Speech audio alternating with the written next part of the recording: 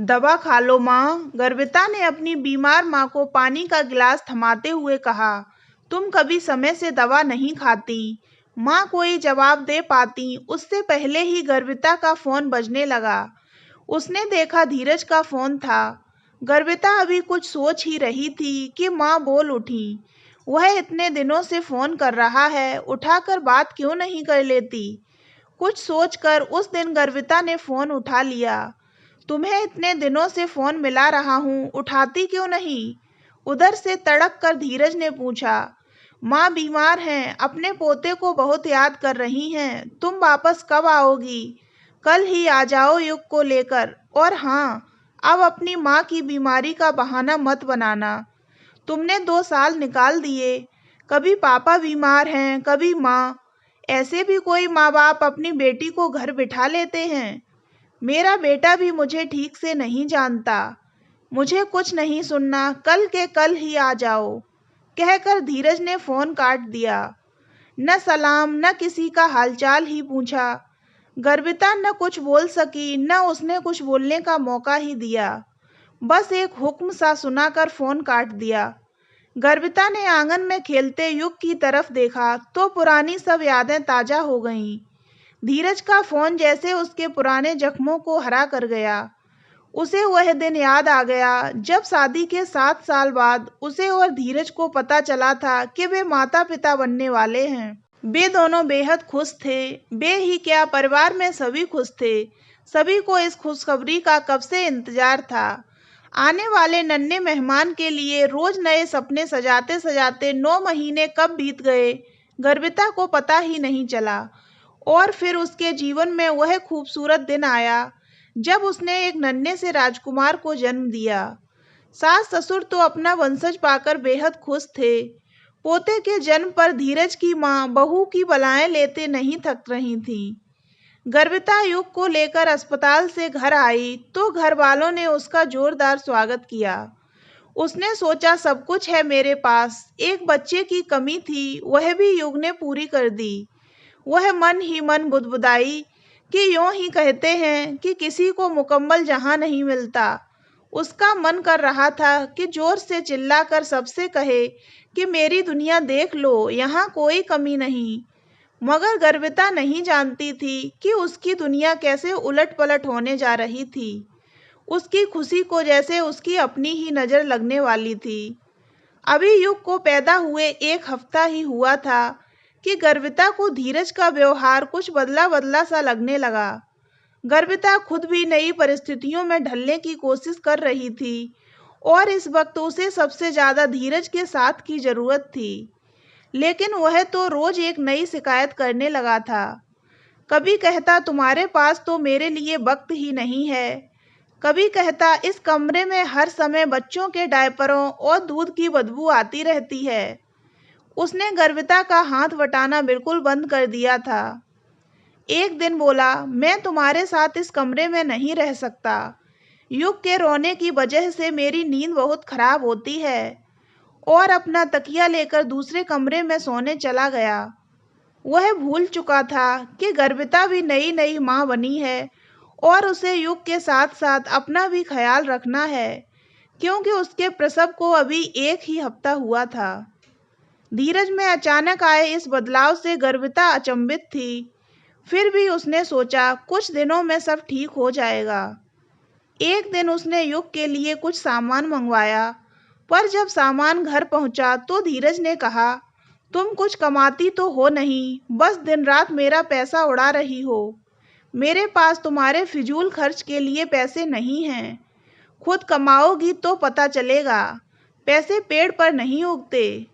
धीरज की यह बात गर्विता को अंदर तक तोड़ गई। उसे समझ नहीं आ रहा था कि उसकी गलती क्या है, क्यों धीरज उससे इस तरह पेश आ रहा है। यूं ही कसमकस में कुछ दिन और बीत गए। गर्विता को आभास हो रहा था कि रोज धीरज उससे दूर होता जा रहा है।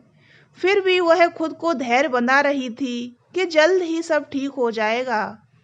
मगर उस रोज गर्विता के सब्र का बांध टूट गया जब धीरज ने शराब पीकर गुस्से में उससे कहा, खुद को आईने में देखो, कितनी मोटी होती जा रही हो। दिन भर बैठकर बस खाती ही रहती हो, कुछ काम भी किया करो। मैंने तुमसे शादी करके बहुत बड़ी गलती की। न तुमसे शादी करता और न ही यह मुसीबत पैदा होती। जाकर अपनी माँ से सेवा करवाओ। जितना दूध यहाँ अपने और अपने बेटे के लिए मंगवाती हो, वहाँ अपनी माँ के घर मंगवाना। कल तुम्हें तुम्हारी माँ के घर छोड़ आऊँगा। जब यह 6 महीने का हो जाए तब वापस लौट आना। जब से पैदा हुआ है, एक रात चैन से नहीं सो पाया, ऊपर से इतना खर्चा। गर्विता तो यह सब सुनकर सन्न रह गई। उससे कुछ कहते नहीं बना, बस रोती ही जा रही थी। उसकी सास ने उसे समझाया कि अभी धीरज नशे में है, मैं सुबह उससे बात करूंगी। यह क्या तरीका है अपनी पत्नी से बात करने का, और कौन सा बाप अपने बेटे के बारे में इस तरह सोचता है। सुबह हुई तो धीरज के माँ बाप ने उसे समझाने की कोशिश की, लेकिन वह नहीं माना और गर्विता को उसके मायके छोड़ आया। उसने वहां से चलते चलते अपनी बात फिर दोहराई कि जब युग 6 महीने का हो जाए तो खुद लौट आना। यह कहकर चला तो आया, लेकिन उसे इस बात का जरा भी एहसास नहीं हुआ कि वह जिसे अपने घर से लेकर चला था और जिस गर्विता को वहां छोड़कर जा रहा है, वह तो अलग गर्विता थी। ससुराल से मायके तक आते आते गर्विता ने कभी न लौटने का निश्चय कर लिया था। उसने सोच लिया था कि वह अपने पैरों पर खड़ी होगी और अपने बेटे को खुद अकेली पालेगी। उसके बेटे को ऐसे घटिया बाप की जरूरत नहीं है। मायके आकर गर्विता ने अपने माता पिता को सारी बात बताई तो उन्होंने भी उसका पूरा साथ देने का वादा किया। अब उसे युग की चिंता नहीं थी, क्योंकि उसकी देखभाल करने के लिए उसकी नानी जो थी। गर्विता ने कुछ दिनों में खुद को समेटा। धीरज से शादी करके वह भूल गई थी कि उसने MBA किया है। वह जानती थी कि इतने लंबे समय के बाद उसे कहीं नौकरी नहीं मिलेगी, इसलिए उसने अपना ही कुछ काम करने का मन बनाया। उसे अपनी एक सहेली का ख्याल आया जो कैलिफोर्निया में इंडियन स्टोर चलाती थी और कई बार गर्विता को बता चुकी थी कि वहाँ हिंदुस्तानी चीज़ों की कितनी मांग है। उसने अपनी सहेली को फ़ोन लगाया और उससे बात की कि वह हिंदुस्तान से उसे हस्तशिल्प और हथकरघा का सामान भेजेगी, जिसे वह सीधे कारीगरों से खरीदेगी, ताकि उनकी बनाई हुई चीज़ें सीधी विदेश भेजी जाएं और उन्हें भी अच्छा मुनाफा हो। गर्विता की सहेली को उसकी बात पसंद आई और उसने मदद का वादा किया। धीरे धीरे गर्विता का काम चल निकला। दूसरे शहरों और देशों में भी उसके सामान की मांग होने लगी। ज़्यादा फायदा होने के कारण काफ़ी कारीगर उसके साथ जुड़ गए थे। अब वह अपना एक एक्सपोर्ट हाउस शुरू करने जा रही थी। इन सालों में गर्विता को धीरज का ख्याल तो कई बार आया, लेकिन वह कभी भी यह फैसला नहीं कर सकी कि आखिर उसे उस रिश्ते का करना क्या है। कभी कभी सोचती थी कि कहीं वह युग के साथ अन्याय तो नहीं कर रही। आखिर एक बच्चे को माँ बाप दोनों की जरूरत होती है। आज धीरज का बर्ताव देखकर वह फैसला करने ही जा रही थी कि पापा ने आवाज लगाई, बेटा बावर्ची ने खाना परोस दिया है, आ जाओ। पापा की आवाज जैसे उसे वर्तमान में वापस खींच लाई। उसने नजर उठाकर देखा तो नन्हा युग अपने नाना के कंधे पर बेसुध सो रहा था। उसे देखकर वह उठी, उसके सिर पर हाथ फेरकर मन ही मन बोली कि इसे उस घटिया बाप की जरूरत नहीं। इसके पास मेरे पापा हैं, जिन्होंने मुझे इस लायक बनाया कि आज मैं अपने पैरों पर खड़ी हूँ। अगले दिन सुबह अपनी अलमारी से कुछ कागज निकालकर गर्विता जीन्स टॉप और पेंसिल हील पहनकर धीरज के घर पहुंची तो वह उसे देखकर चकित रह गया। फिर भी खुद को संभाल कर कड़क कर बोला, अकेली आई हो? मेरा बेटा युग कहाँ है? तुमसे कहा था उसे लेकर आना। तभी धीरज के माता पिता भी बाहर आ गए। गर्विता ने आदर से उन्हें नमस्ते की और अपनी सास की तबीयत पूछी। तभी धीरज बोल पड़ा, माँ बीमार हैं, तुम्हें यहाँ आकर उनकी सेवा करनी चाहिए। अब उनसे घर का काम नहीं होता। आज गर्विता से चुप न रहा गया, अतः बोली, मेरे माता पिता भी बीमार थे, तुम उन्हें एक बार भी देखने आए? आना तो छोड़ो, तुमने तो फोन पर भी उनका हाल तक नहीं पूछा।